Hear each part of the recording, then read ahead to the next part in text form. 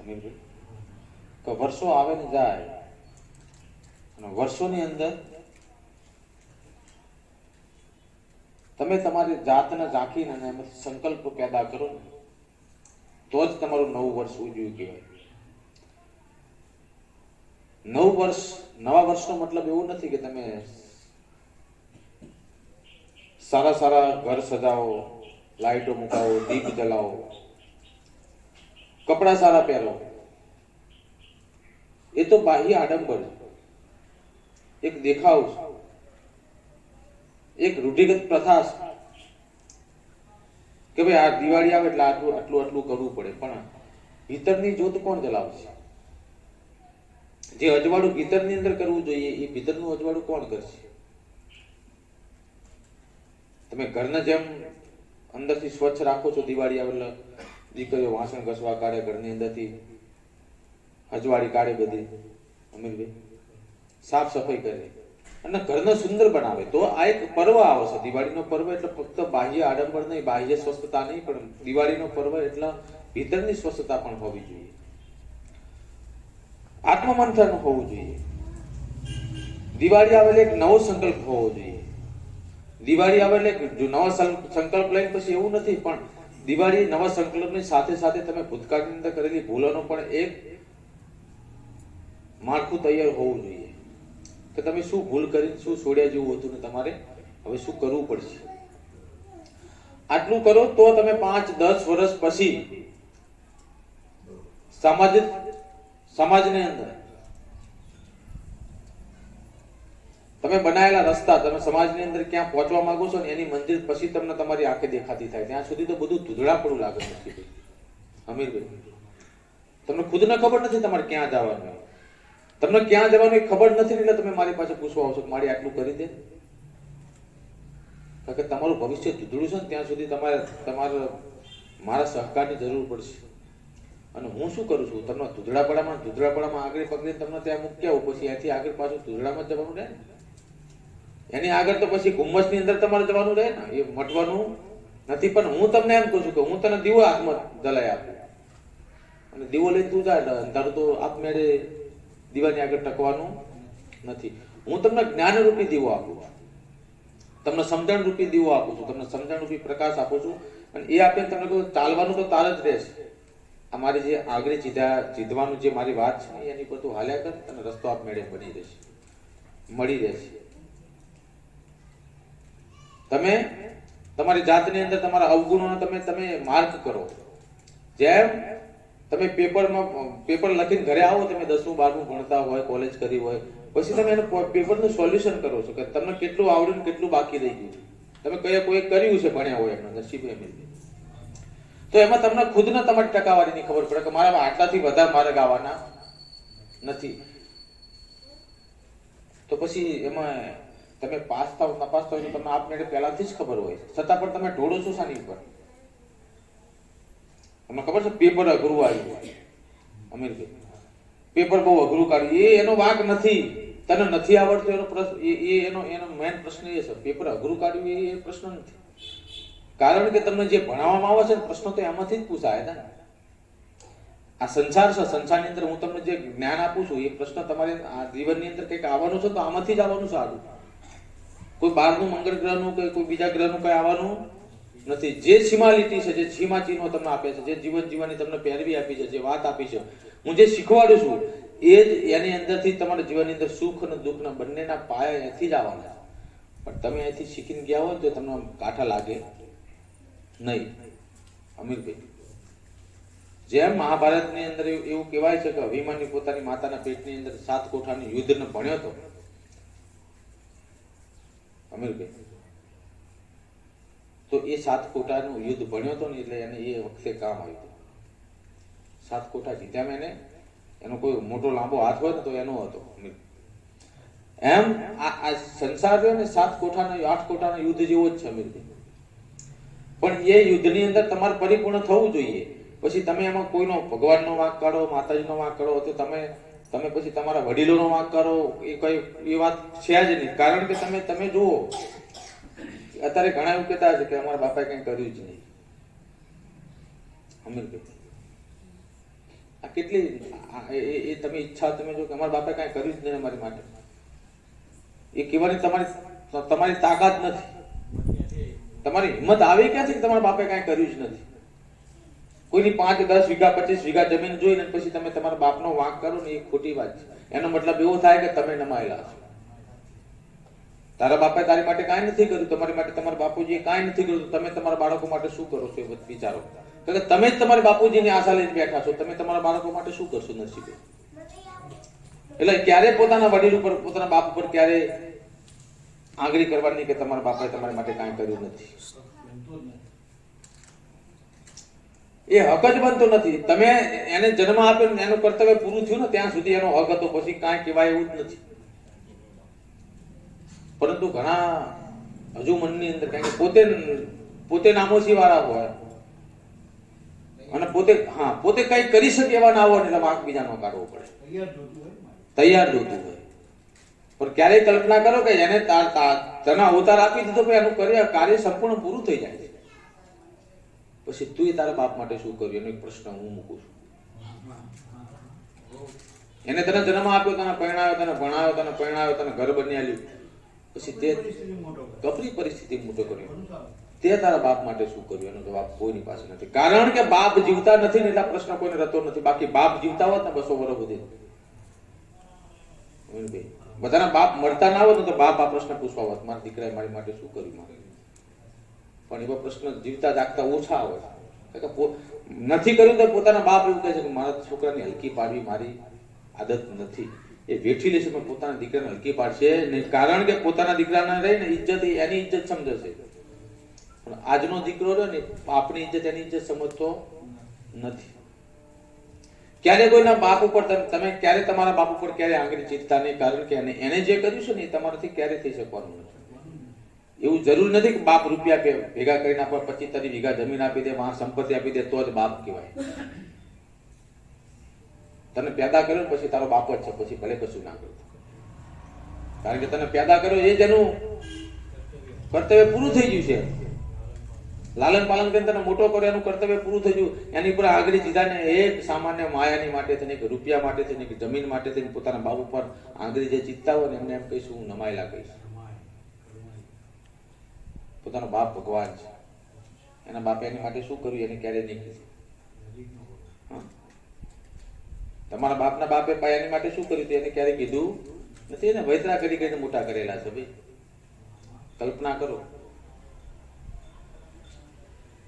વૈતરા કરી કરીને મોટા કર્યા. તમને ખભા બાંધીને તમને પાછળ ઢોલી કરીને અને એ કાલા વીણવા ગયેલા છે.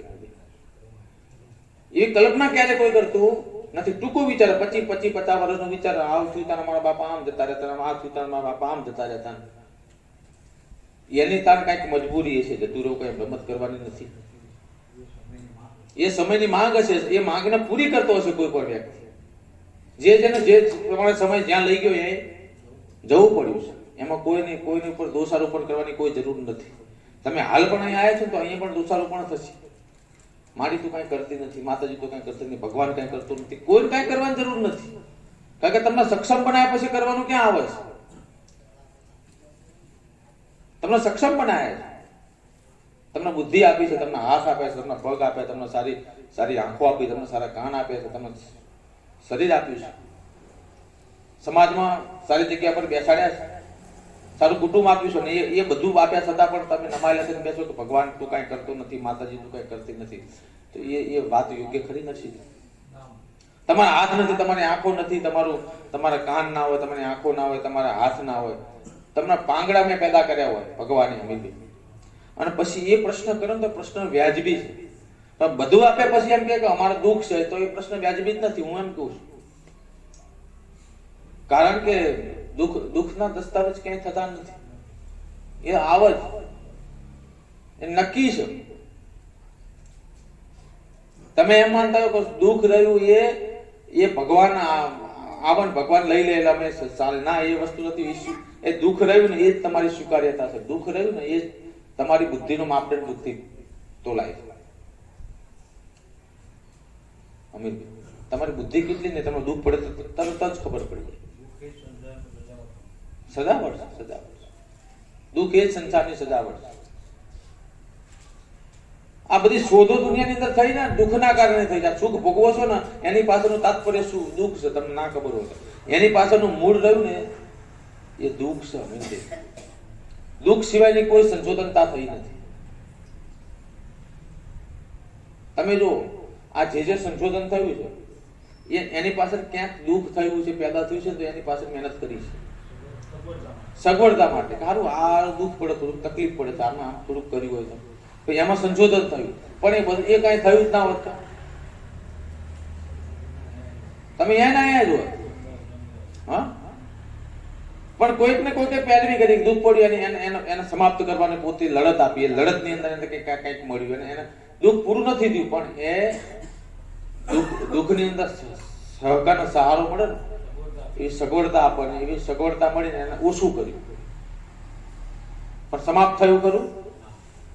સમાપ્ત થયું નથી. તમારી પેટની ભૂખ મટાડવા પહેલા બહુ નહીં 25 વર્ષ પાછળ જો પેલા તમારે ઘઉં વાટવા જવું પડતું, પછી એના સ્પેશિયલ લાઈન એના કાપવાનું ચાલુ કરીને પછી થ્રેશરમાં નાખવા પડતા હતા, પછી ચાયણો થાય ને અલગ થાય ને બધું લાંબી પ્રોસેસ હતી. એમાંથી એ દુઃખ ઉત્પન્ન હતું. પણ એમાંથી એવા વ્યક્તિઓ સંશોધન કરીને કટર આવ્યા છે. પેલા ડાયરેક્ટ જ ઘઉં આવી જાય પછી દર આવા ઘંટીએ જવું પડતું, ઘર ઘંટી આવી જાય.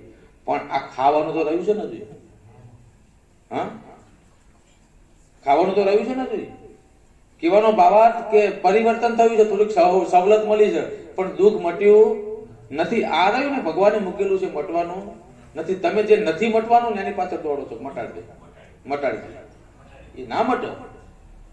તમે એની અંદર સુધારો કરી શકો પણ મટી શકો નહીં, કારણ કે જિંદગી દુઃખના કેળા સાથે જોડેલી છે. દુઃખનો એમ કહેવાય કે જિંદગીનો રસ્તો જ દુઃખ છે, ભગવાનની ગોઠવણ છે. એની અંદર તમે તમારી જાતે જે પ્રાપ્ત કરો છો ને જે આનંદની ક્ષણ એ રહ્યું સુખ. હું ક્ષણ બોલી હો કે આનંદની ક્ષણ એ રહ્યું સુખ. ક્ષણ કોને કહેવાય કે દુઃખ વધારો ને એની અંદર જે સુખ રહ્યું ઓછું હોય અને ક્ષણના માણવાની હોય એને સુખ કહેવાય. પણ તમે શું કહો છો કે મારું સુખ જ હોવું જોઈએ, દુઃખ હોવું જ ના જોઈએ. ક્ષણ રહીએ ને એ સુખની ક્ષણ માણવાની છે, અને સુખની ક્ષણ મારતા આવડતું હોવું જોઈએ. સુખ તો નિરંતર, જો તમે ક્ષણ મારતા આવડે તો નિરંતર છે, સુખ નિરંતર છે.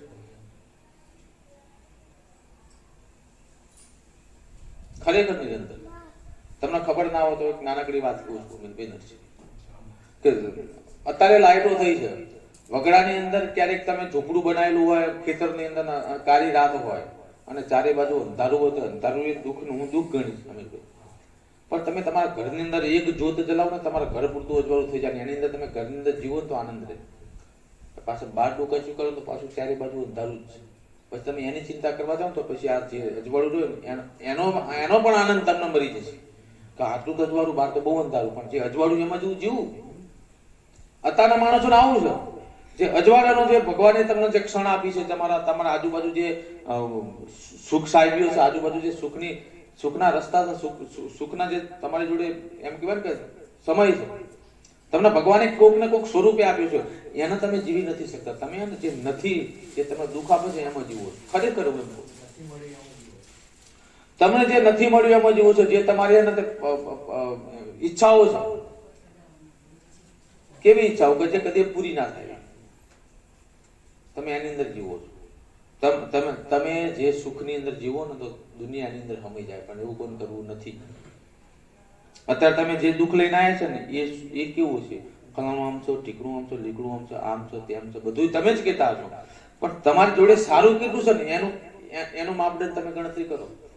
ઘર છે કે હો છે, નોકરી છે કે હા એ છે, છોકરા છે કે હા એ છે, આટલું થોડું કહ્યું. પછી કે ગાડી છે કે હા છોકરો પડે તો કે આ એ છે. દુઃખ છે એનું છે, દુઃખ આ છોકરા લગ્ન નહીં થતા એનું છે. મીરભાઈ આ બધા દુઃખના સરવાળામાં એની અંદર જીવો છે, ત્યાં દુઃખમાં કાંટામાં જીવો છે. આ બધું આપ્યું છે મને એ રીત થશે. બોલો સુખની ક્ષણને સમજવામાં આવે તો દુઃખના યુગો યુગ એમાં ઓગળી. સુખની ક્ષણને સમજવામાં આવે તો દુઃખના યુગો યુગ ઓગળી. બરાબર છે. એ જ ટોપિક ઉપર આલું છું કે સુખની ક્ષણ રહીને એમને માણતા આવડતું નથી. તમે બધા ટોપલા લઈને આવ્યા છો દુઃખના જાય તો, પણ સુખ તો બધું તમે ક્યાં ભંડારી દીધું એ તો વિચાર કરો. સુખ ક્યાં મૂકીને આવ્યા હતા? તમે બધા અહીંયા આવ્યા છો દુઃખ લઈને આવ્યા છો, તો સુખ ક્યાં મૂક્યું? તમે એમ કહો કે સુખ સત નહીં, તો તારું અસ્તિત્વ જ ના હોય સુખવાના. અસ્તિત્વ એ સુખ છે. તમે ક્યારે કલ્પના કરી કે તમે આંખોથી જોઈ શકો છો? આ તમે મારી વાણી સાંભળી શકો છો? તમે આંખોથી મંદિરને જોઈ શકો છો અને તમારા પાલોઠીને પગ પાલોઠી વાળીને તમે બેસી શકો છો? આ એ સુખ નથી. તમને હું દેખાઈ રહી છું એ સુખ નથી. આ તમે જોઈ રહ્યા છો સુખ નથી. તમે સાંભળી શકો છો સુખ નથી. પણ એને તમે ભૂલવાડી દીધું છે. તમને તમારી જે મહત્વાકાંક્ષા છે ને એની અંદર તમને જે નથી પ્રાપ્ત થયું એની અંદર દુઃખની અંદર તમે એમ કહેવાય કે જેમ અગ્નિમાં જલી રહ્યો માણસને બરાડા પાડતો હોય એમ જલી રહ્યા છે. પણ જે આપ્યું છે એની તો કોઈ ગણતરી નથી. કોને ગણતરી બતાવો? ક્યારે કલ્પના કરો, કલ્પના કરી જુઓ તમે. ક્યારેક તમારા શરીર ઉપર આમ જોઈ લેજો કે આ બધું આ બધી રમત આને બધી સુખાર બધું આપ્યું છે. આ કર્યું આમ થાય છે, દેખાય છે, સંભળાય છે. હા, બધું શું છે?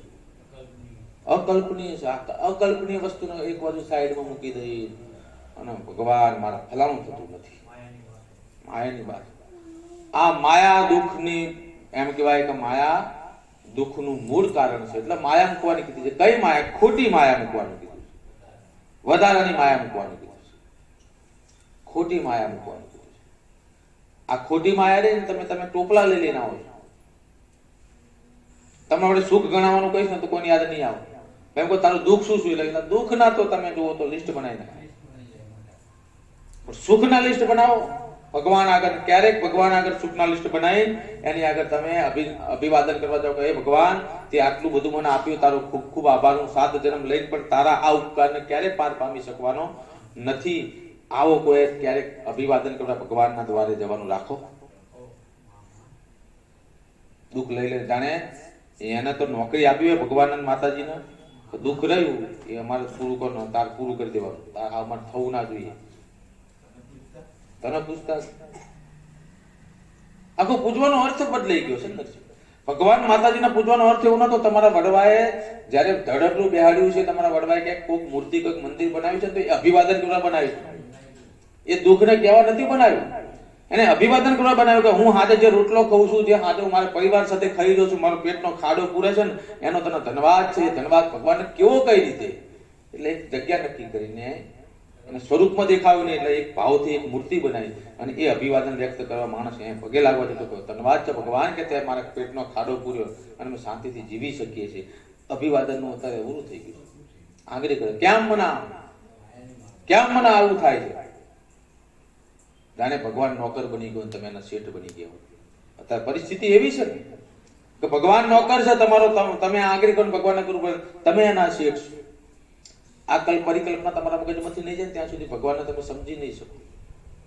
ભગવાનનું મંદિર, માતાજીનું મંદિર આવે ને ફક્ત ને ફક્ત તમારા અભિવાદન માટે છે કે તમે એનો ઉપકાર માનો કે બસ તારી કૃપા છે આ બધું છે. તારો 1000 વાર અમે તને શરણાગત થઈએ તો પણ તારો પાર પામી ના શકાય એવું એટલું તે અમને આપ્યું છે. બાકી જે અમને મળી રહ્યું છે ને તમારા કર્મો અને અમારી કર્મની ગતિના આધારરૂપ છે, એ અમે સ્વીકારવા તૈયાર છીએ. એમાં તારો કોઈ દોષ નથી, એમાં તારા કોઈ લેવા દેવા નથી. તે જે આપ્યું છે ને એ ઘણું બધું છે. એનો 7 જન્મ સુધી પણ અમે પાર પામી શકીએ એવા નથી. ભગવાન એની પરિકલ્પના તમે દંડવત થવા માટે આ મંદિર અને મઠ બનાવ્યા હતા. આ દીવો એટલે બનાવ્યો પણ અત્યારે તો એને કરી દીધું છે. એ દીવો અભિવાદન એક બાજુ બિલકુલ જતું રહ્યું છે ને ફક્ત ને ફક્ત માગણી અને એની સામું આગળી આમ આમ આ રીતે આવશે. આમ તને પૂછતા માં તને નિવત નથી આવતા? નિવત તમે એટલે નથી આવતા.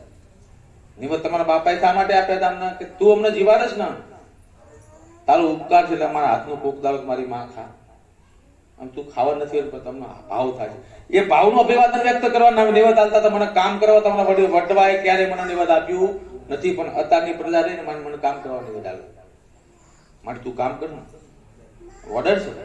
તમે મારી જે મારું ધડકલાનું જે અસલ મૂળ હતું ને, જે એ તાત્પર્ય તમે કોઈ બેઠા. તમારા દરેક તમારી માતાજીનું, તમે તમારા દરેક વડવાઓનું, તમે તમારા દરેક કુળદેવીનું તળબલાનું જે તાત્પર્ય હતું ને તાત્પર્ય પાછળનો અર્થ શું હતો ને તમને કોઈ ખબર જ નથી. તમને અર્થ અત્યારે એક જ લાગે છે કે માતા બેહાડી ફક્ત ને ફક્ત કામ કરવા જ બેસાડી, અને કાંઈ લેવા દેવા નહીં. કામ કરવા માટે બેહાડી હોય તો એ ખાલી ગોખલા જ રહેશે. પછી અભિવાદન કરવા જેને બેહાડી હોય ને તમારી જાગતી આંખે ખુલ્લી આંખે તમને દેખાશે ને તમારી ખબર લેતી રહેશે. સત્યતા આપશે, સત્યતા આપશે, સ્વીકાર્યતા આપશે. હું તમને જે આપું છું ને દુઃખ સામેની સ્વીકાર્યતા આપું છું, બીજું કઈ આપતી નથી. તમને શું આપું કે તમે દુઃખ પડશે પણ સ્વીકારવાની શક્તિ તમને આપું છું. તમને દુઃખ પડશે પણ એને સ્વીકારવાની શક્તિ આપું છું. જીવન અને મૃત્યુ રહીને શાશ્વત છે. જો તમે સમજો કે મૃત્યુ શાશ્વત છે, મૃત્યુને તમે મારી આગળ એમ કહો મારી આ મરી કેમ ગયો તો મારે શું જવાબ આપવાનો? મને કહો કેમ ગયો અર્થ શું? તને નથી ખબર કે કોઈ જગતની અમર નથી રહી. કૃષ્ણ મળતા નથી કે અર્જુને મળતો નથી. તમારે એવું કહેવું પડે કે અર્જુન જીવ છે, 5 પાંડવો હજુ જીવ છે, હિમાલયમાં છે, બોત્યા કોઈ નજરે ચડ્યા. પણ કહેવાનો ભાવાર્થ કે તમે શું લઈને બેઠા છો મારી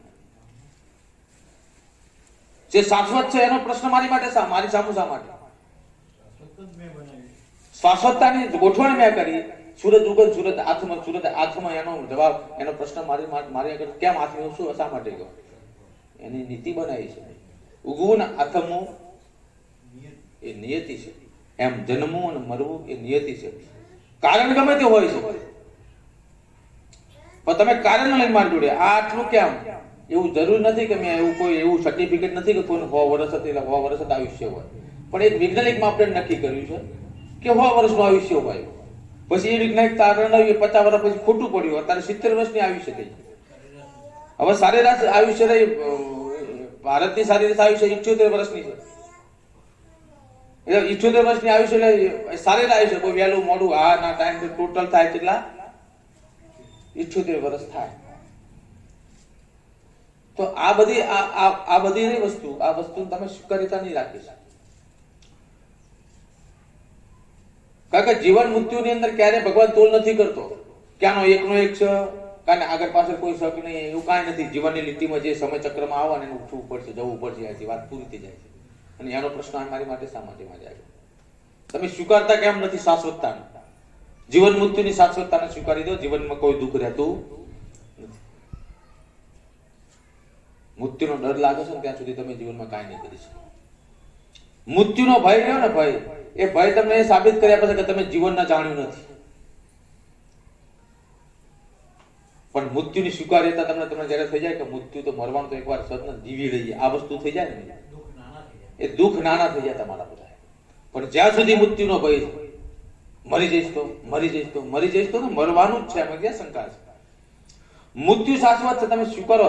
શેખ જીવનના અંત સુધી મૃત્યુની 5 મિનિટની વાર હોય તો તમે સ્વીકારી શકતા નથી. ઘણા દાખલા મરી જઈશ તો શું બધું થવાનું જ છે. ભલે કઈ રીતે તારે તમારે જવાનું છે, તો એમાં આટલી બધી લાગણીઓ બધું રો પાછા માટે. હા, તમને માટે અલગ નિયમ હોય તો 5-25 જણાને અલગ રાખ્યો. 5000 વર્ષ થયા હજુ મર્યા નથી, તમારા માટે મરવાનો હોય, આ નહીં ચાલે ભગવાન. પેલાના 5000 વર્ષ તમે જીવાડે, તમને જીવાડો. એ પ્રશ્ન વ્યાજબી છે.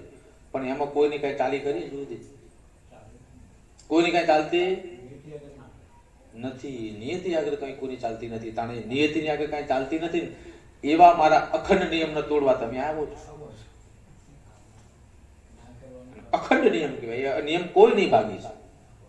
અને એ નિયમને તોડવા મારી આમ કેમ થયું મારે. પછી એક પ્રશ્ન એવો આવે, મારી દિવાળી આવે ને એટલે તરત એક્સિડન્ટો થાય. જ્યારે દિવાળી નજીક આવે ત્યારે મારે એક્સિડન્ટ થાય, મારા ઘરમાં દુઃખ આવે, મારા ફલાવ થાય, ટીકું થાય. હું એમ જ કહું છું કે તમે એની માગણી, તમે એને જે દિવાળી સમયનો રહ્યો ને સમય કાઢ્યો એ તમે મગજનો ફિક્સ કર્યો. અને દિવાળી તહેવાર ઉપર આવો ત્યાં બધી એવી ઘટનાઓ વધારે કરતી હોય, કારણ કે અવર વધારે હોય. દિવાળીની અંદર જેને એક્સિડન્ટ બહુ થતા હોય એમ કહું કે તમારા છોકરા ઘરમાં દિવાળી સુધી તું રાખો 15-20-25 દાડા, ધ્યાન વાત ના દેવું. કેમનું એક્સિડન્ટ? સાંઈ બાઈક ઘરમાં આવી જવાનું ના. પણ આપણે બધા ફરવું હોય જ્યાં હોય ત્યાં નારે ભીડમાં ધડાધડ. અને પછી એનો પ્રશ્ન ભગવાન આગળ શા માટે? નસીબ. અમુક પ્રશ્નો ને તમે તમારી રીતે તમે એનું અર્થઘટન કરો ને, તમે એનું સુપડું લઈને દયનું કરો ને, તમે તરત તમારા કાંકરા ક્યાં પડ્યા છે એ તમને ખબર પડી જાય. કારણ કે અંધશ્રદ્ધા રહે ને એનો કોઈ શેડો જ નથી. અંધશ્રદ્ધા રહે ને બુદ્ધિ ન રહે ને ડીમ પાડી દે, એમ કે લોક મારી દે. અંધશ્રદ્ધા રહે ને તમારી બુદ્ધિનો લોક મારી દે. તમને એ જ સાચું લાગે. તમે એને રિયાલિટી તમે સમજી જ ના શકો. તમે વિજ્ઞાન રીતે સમજવાનું કહીએ તો તમને એમ થાય કે આ માતાજી તો બધું આવું, માતાજી તો આવું બધું કરવા બેઠા, આવું બધું ક્યાં કહે છે? પણ હું સત્ય સમજાવવા બેઠી. જગતમાં કોઈ માતા નહીં હોય આવી. તમને અંધશ્રદ્ધાના કુવામાં ઉતારશે એવા તમને ઘણા મળશે, પણ આવી નહીં મળે. તો તમને સત્ય ચોપડા ખુલ્લા કરીને તમને ચોખ્ખા શબ્દમાં આપી દે. તમને ખરેખર સમયનું વાંચન હું કરાવું છું, સમયને સમજાવું છું. જગતની અંદર સમયને ભણવો હોય તો સિકોતર જોડે આવો. સમયના હું તમને સમયનું જ્ઞાન આપું છું, સમયને ભણાવું છું. જો આ શાશ્વત સાચું હોય, બીજું કાંઈ શાશ્વત નથી. પણ સમયનું કોઈને ભણવું નથી. સમયના માપદંડ કોઈ ખબર નથી. સમયને સંભાળી દેવો છે બધા. સમય ક્યારે સંભવવાનો નથી. તમારે સમય સાથે હાલવું પડે. સમય તમારા સાથે નહીં આવે. તમારે ગાડી પકડવી હોય ને તો તમારે ગાડીની વાહન દોડવું પડે. ગાડી તમારા માટે ઉભી રહેવાની નથી. એમ સમય કોઈની માટે ઉભો રહેવાનો નથી. તમે ગમે તેટલા લાખ ઘોડા પછાડો માતાજી આગળ, ભગવાન આગળ, તો સમય સંભવાનો નથી. કારણ કે મહાભારતની યુદ્ધની અંદર પણ સમય સંભાળ્યો હતો જ નહીં. ભગવાને નથી સંભાળી શક્યા સમય. ભગવાને ઘડી બધાને ભ્રમિત કરવા વાદળ આગળ લાવી દીધા હતા, સૂર્ય આગળ, પણ એની ગતિ કઈ ફેર નતો કર્યો. તમે એવું કોઈ એવું માનતા કે સૂર્યને સંભાળી? ના, એ વાત ખોટી હતી, ખાલી વાદળા લાયા હતા એવું અંદર લખ્યું છે. અશ્વત્થામાનો વધ હતો ને એ વખતે અમીરભાઈ, પણ બાકી સમય ચક્રમાં એને ફેરફાર કર્યો નતો. તો ભગવાન જો સમયની અંદર ફેરફાર કરી શકતા ના હોય તો તમે શા માટે એવું રાખો છો કે આમ થવું જ જોઈએ? ભગવાન મજા નથી આવતી કે અવરું માતાજી કે હા તો આ દાણા નાખીને મેળવી જાંબલીને યાર બધું સમય સ્તંભી જાય, બધું સ્તંભી જાય, તાત્કાલિક બધું બની જાય એવું કઈક માતાજી કહો. આ તો બધું ના ચાલે, ના મજા બધું હારવારું થઈ જાય, પણ થાય જ નહીં. કારણ કે સમયનો માપદંડ ને સમયની ગણતરીમાં એવું કાંઈ આવતું જ નથી. હું પણ સમયની બારી નથી, તો પછી હું કઈ રીતે તમને સમયની બહાર કાઢીશ? હું પણ સમયની બહાર નથી. હું સમયની બહાર નથી. સમયની બહાર હોત તો આ બધું વહેલા થઈ ગયું. મારે સમયની રાહ જોવી પડી. બધા ચોકસા મળે ચારે બાજુના અમીરભાઈ, એ સમયની રાહ જોઈને થતી એ ચોકટા મળે ત્યારે જ બધું થાય. એમ આ તમારા જીવનની અંદર સુખનું બધા ચોકટા મળે ને ત્યારે સુખ આવે. અણુની સંમતિ થાય. પણ આ ભારે જ્ઞાન હોય ને માથા મૂકીશ ને તો બધા દટાઈ જશે. તમને તમારે જો જ્ઞાન અપાય તો એક સામાન્ય દાખલો તમને આપું કે છોકરા નાના હોય અને તમે સમજાવો કઈ રીતે? બધું જૂઠું કઈને સમજાવો, સાચું કઈ કહેતા જ નથી. તમે જો તમારો નાનો છોકરો રોવા ચડ્યો હોય તો તમે બધું જૂઠું જ કહેતા હશો. કે સમજી જાય, સાનો રહે. બાકી સત્ય હોતું નથી. સત્ય હોતું નથી. એમ તમે આવો છો ને, તમે જો નાના ભૂલકાર હશો તો મારે રીતે સમજાવવા પડશે. પણ એ કઈ સાચું હશે નહીં. પણ પરિપક્વ થઈને મારી સામે બેહો પ્રશ્ન કરો મને તો કઈક પામાશે. બાકી તમે પસાડું પામ રિયાઝો તો હાથ જોઈએ એટલે હું શું કરીશ? તમે છાના રાખવા, તમને વસ્તુ લાયેલી છાના રાખવા હું તમને કઈક બતાવીશ, તમને એનો અરજ થશે. બાકી શાશ્વતતા તો એ નથી. એ તો ખોટી વાત હતી. એ તો હતું જ નહીં. હા, છોકરો નાનો તમે રમકડું લાવેલું ને હું કે આ બસ આમાં આટલું જ છે, પણ એને ખબર નથી આનંદ કાંઈ આનાથી ખાલી રમી શકાય. આનંદની જિંદગી જાય નહીં. પણ એનામ તારે બુદ્ધિ આવે મોટો થાય ને પછી એમાં શરમ લાગે, સારું આ ના કરે, મોટા થાય એની વિચારધારા બદલાય. એમ અહીં આવે છે ને અમુક નાના છોકરા આવે છે, અમુક વિચારધારા બદલાય વાળા આવે છે, અમુક પરિપક્વ આવે છે. પણ હું વાત તો સત્ય જ કહીશ. કારણ કે પેલા રમકડા છે ને રમવા દેવા હતા, દાણા મેલડી ને ઝાંપડી ને શીકોતર બધા રમકડા છે. હું પોતે મારું નામ દઈને કીધું અમીરભાઈ, આ નામ રમકડા છે. આ નામ રમકડા છે. હું નિજ નામ તમને સમજાવું છું કે કોઈને ખબર પડતી નથી. આ નામ રમકડા, આ નામ જ છે. શીકોતર માં, મેલડી માં, ઝાંપડી માં, આ બધા માં પર તમારી આસ્થા આખડ છે એની અંદર. એટલે નામ સ્વરૂપમાં તમને આસ્થા બેઠી છે. બાકી મેરલીની આસ્થા જુદી, સિકોતરની આસ્થા જુદી, એ આસ્થા મેળ આવે નહીં. આ બધાની પાછળ એક પ્રેમનો ભાવ ને લાગણી ને એની આસ્થાની અખંડ આસ્થાના કારણે તમારો ભાવ પેદા થશે ને એ તમારા નામની અંદર તમારો ભાવ ખંડિત ના થાય ને એટલે અખંડ રાખવા માટે અમે કોઈ પણ સ્વરૂપે કોઈ પણ નામે અમે તમારું કામ સ્વરૂપમાં કરીએ છીએ. પણ જેમ કામ કરીએ ને એમ તમે પાંગડા થતા જાઓ. જેમ કામ કરીએ તમે પાંગડા થતા જાઓ. છોકરો પરિપક્વ થાય, છોકરો કમાયો થાય, બાપ તોય લાઈન કમાણી ખવડાવતો હોય તો એ છોકરો કશું કરશે નહીં. નસીબે હામો થશે છેવટે તમે બંધ કરો એટલે શું કરે?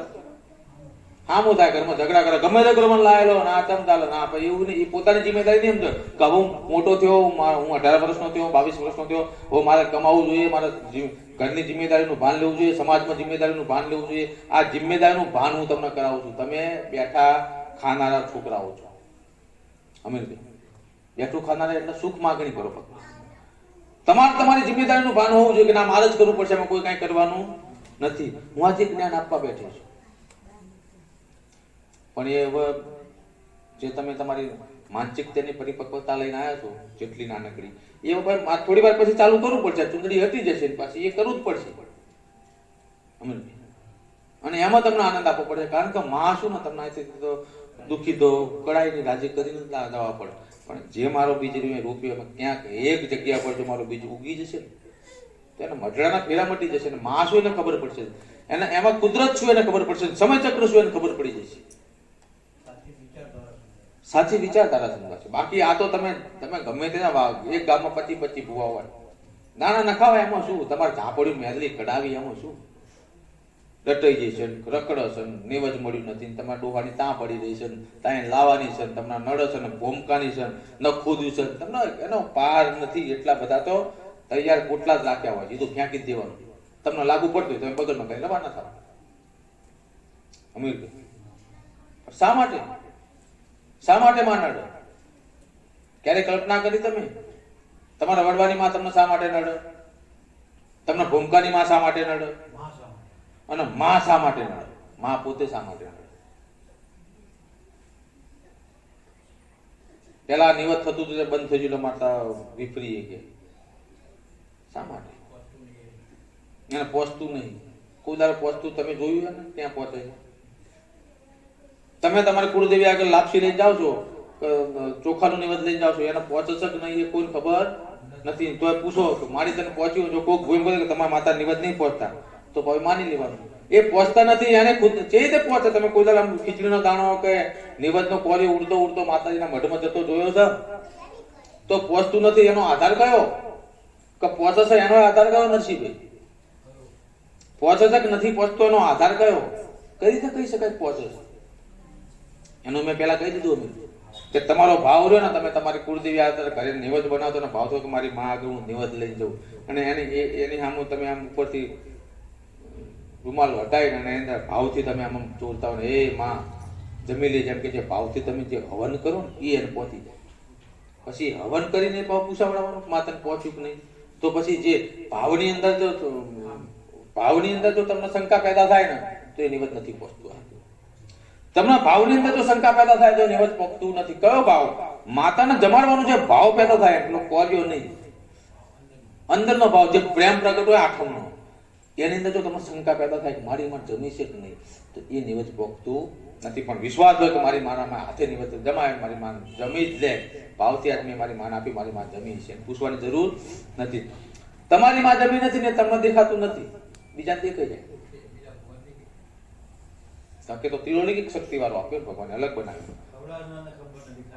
હા, ખવડાવનાર ખબર નથી, ખાનાર કાંઈ કહેતી નથી કે હું ભૂખી છું કે હું ધરેલી છું, તારું લીધું કે ના લીધું. અને ત્રીજો બગલમાં દાણાના કોથળા લઈને ફરતો હોય, એ દાણા નાખીને કહે તમારી માં ભૂખી છે. તને કઈ રીતે ખબર પડી? તમારી માં કહે તો તારી માં, મારી માં તારી આગળ શું કામ કહે? મને સપનામાં એમ થાય ને કે મારી માં હું ભૂખી છું. મીરભાઈ કેમ મને અહેસાસ ના કર્યા હું ભૂખી છું એવું? તને શા માટે? તું તો ક્યારે મારી માનો નિવેદ ચડાવતો નથી, તું તો પરગોતર છો, તું તો પારકો છો. તમે આવા પ્રશ્ન ક્યારે તમે ભુવા આવન ત્યારે કરતા નથી. તમારી મનથી ભ્રાંત થઈ ગયો ને, પગ ધોઈને પી જાઓ તમે. એટલી હૈદે તમારું મગજ રહ્યું ને બેડ મારી. એમ કે તમારી માતા ડટાઈ ગયો તો આમાં આમ ડોકું હલાઈને હાથ કીશ કઈ જગ્યાએ ડટાણી કે આ ઘર પડી ગયું તો એમ 5 ફૂટ હેઠળ ડટાઈ ગઈ, શું કરવું પડશે કે એને કાઢવી પડશે. પછી એને કાઢવાની, એની માટી લેવાની, પછી એને લઈ જવાની. તો એ માતા જે જમીનમાં ડટાઈ જાય એ માતા જાતે નીકળી ના શકતી હોય તેને દટાઈ દેવી જોઈએ ને. કઢાઈ ખરી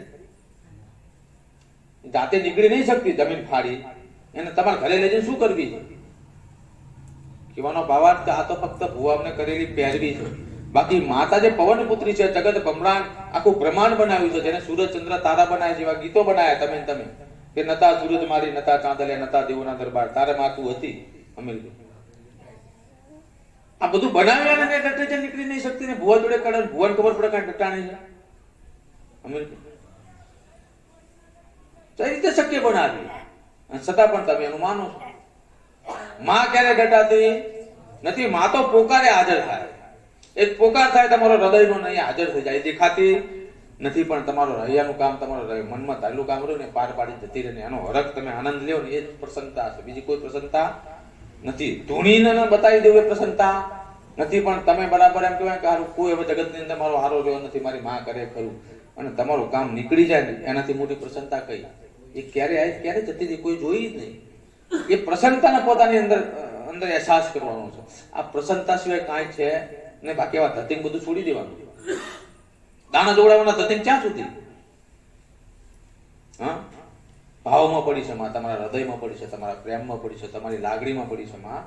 માને ક્યારે તમે આંગળી કરશો નહીં કે માં નડશે કોઈ દાડો કહેશો નહીં.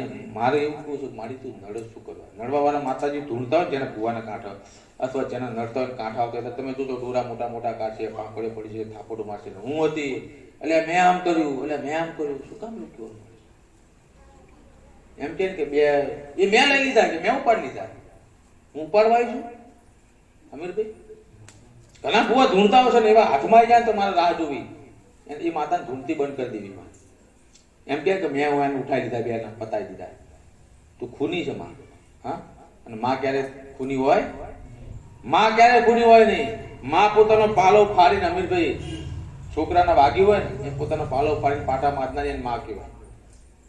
પોતે કોડીઓ ભૂખ્યો લઈને ખવડાવે એના માં કહેવાય. પોતે લીલામાં હુઈ જાય એને હુકામ હુવાડે એને માં કહેવાય.